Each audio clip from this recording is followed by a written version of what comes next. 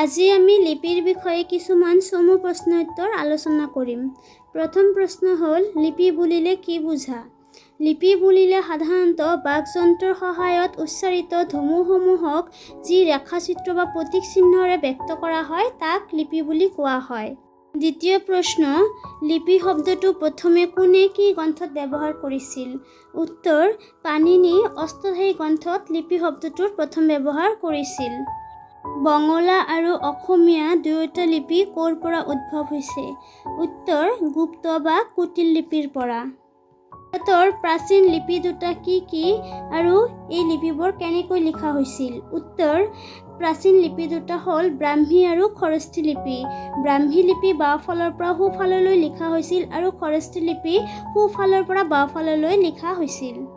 ভাৰতৰ নিজস্ব লিপি বুলি কোনখন লিপিক কোৱা হয়? উত্তৰ, ব্ৰাহ্মী লিপিক। খৰস্তি লিপিৰ উৎপত্তিত কাৰ প্ৰভাৱ দেখা যায়? উত্তৰ, ছেমিটিকৰ প্ৰভাৱ দেখা যায়। কুটিল লিপি কেতিয়া উদ্ভৱ হয়? উত্তৰ, খ্ৰীষ্টীয় ৬ষ্ঠ শতিকা মানতহে। কুটিল লিপিৰ আন এটা নাম কি? উত্তৰ, সিদ্ধ মাতৃকা।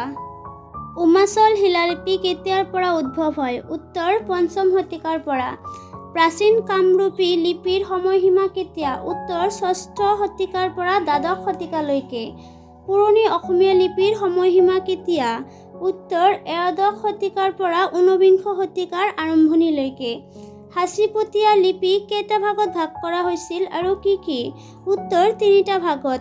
সেয়া হ'ল গড়গয়া লিপি, বামুণীয়া লিপি আৰু কাইথিলি লিপি।